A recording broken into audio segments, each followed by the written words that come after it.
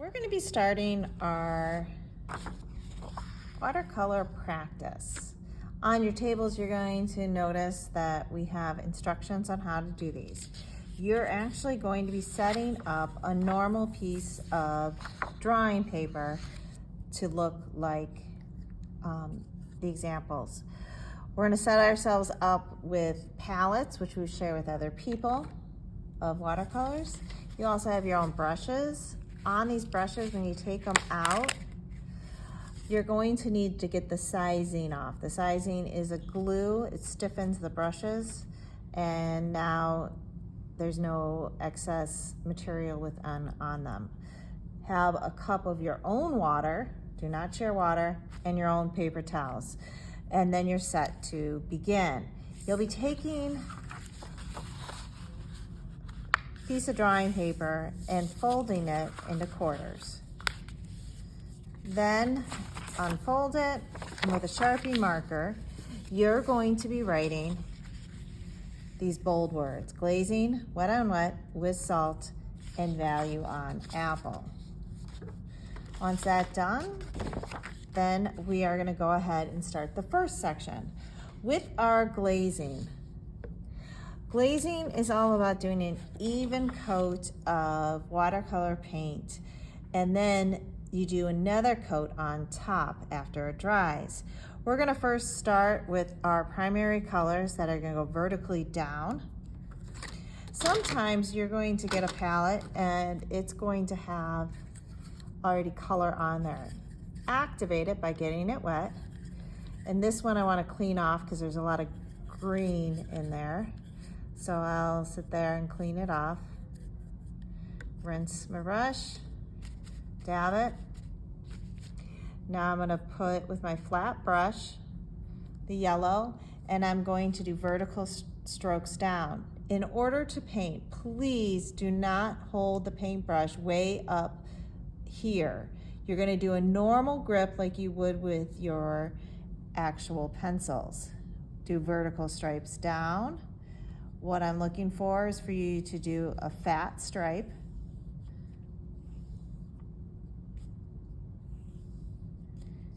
And try to make it a consistent color.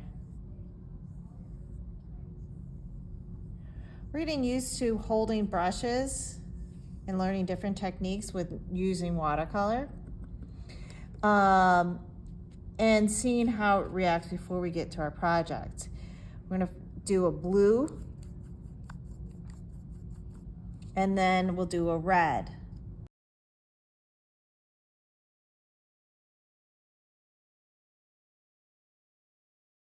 While this area dries, you want to work on the next area.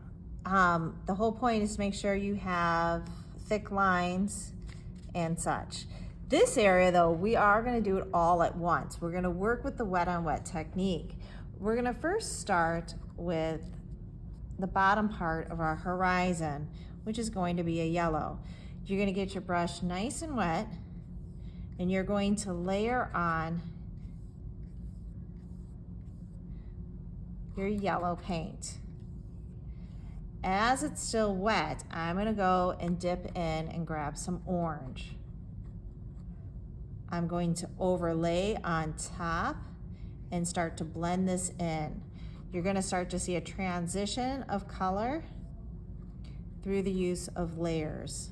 And we want to make sure that you're working with very wet paint, and it's going to start to naturally blend together.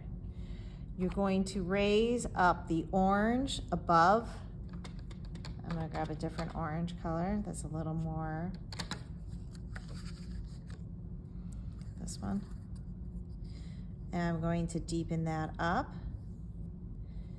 And then your last color is going to be red. Overlapping to allow it to blend, and then putting the pure color on top.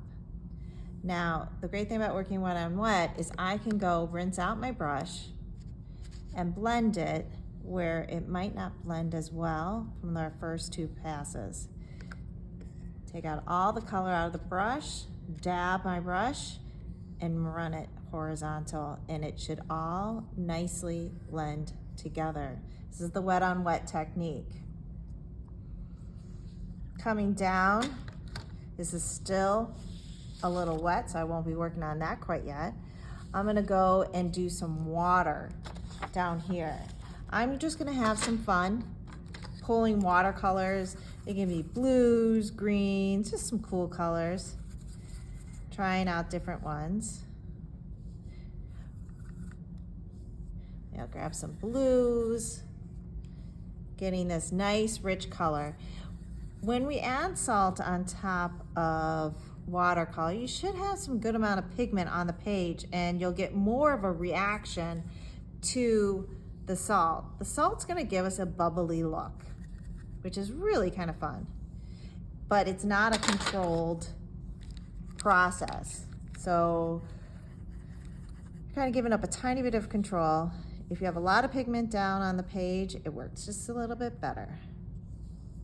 While it's still wet, but not like super wet, we're gonna throw salt on it, and it's going to start to react to the paint. Our salt are in these containers, and you just allow it to interact. After it dries, you'll be able to brush off the excess salt, but it's gonna start to bubble and make all of these fun little things with it. Going back to my glazing, I'm going to now put my secondary colors going this way, starting with a green.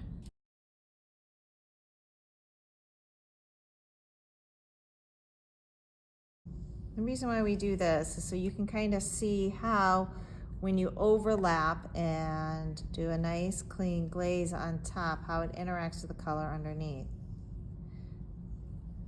Smooth as possible, that's horizontal. Now I'll grab my violet and do the exact same thing. It doesn't blend like the wet on wet technique and how nice that blends together. It's a different kind of look. Last but not least, we'll do our orange. Watercolor is not supposed to be opaque. Acrylic paint is your opaque kind of paints, or oil painting. Watercolor is supposed to have some sort of transparency to it, so you can kind of see through it a little bit. Some of you may want to draw your apple before you start working. It's kind of up to you.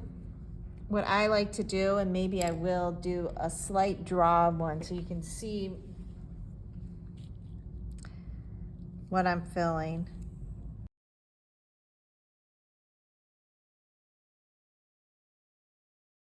So I have my apple set up. How I would start this, I would actually start it with a little bit of yellow. And direction matters. At this point, feel free to grab your smaller brush. You don't necessarily have to keep with the larger brush. And I'm going to put some of this yellow in here.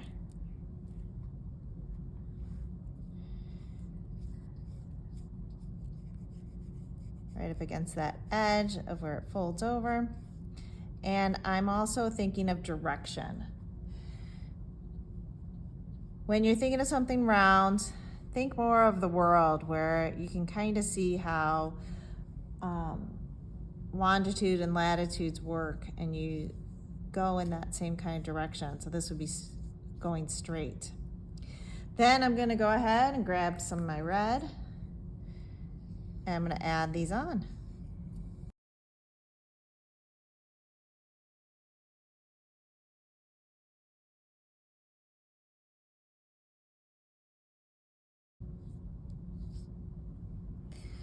Now that I have a good base of my red, I'm actually going to start adding in my value. I've made it where I've done some stripes to give it that texture. Also, I wanted to flow with the contours of the object to make it actually look three-dimensional. Having a little bit of those streaks. Sometimes I'll go back in, you might have seen, and I add the water to help with the blending. I'm going to now add in value utilizing my complementary color of red. The complementary color across from each other on the color wheel is actually green.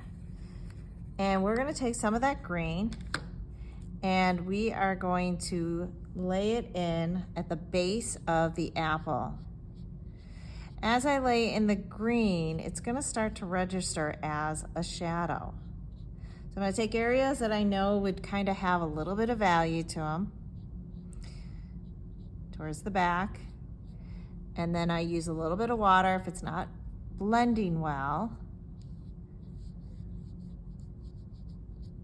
and pull it up in there.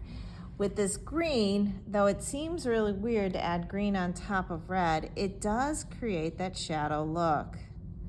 And when working with watercolor, it's kind of a little bit of a sin to use black.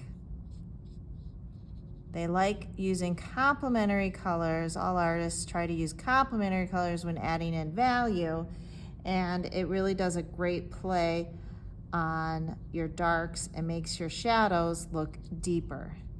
If it's too much and you're sitting there going, oh, I think it looks too green, you can always glaze a little bit of red over on top if you need to. And you're like, I want that a little bit deeper, throw a little bit of red on there to make it a darker value. You'll be putting these on the drying racks and turning them in when they're all said and done. Make sure your name is on them. Thank you.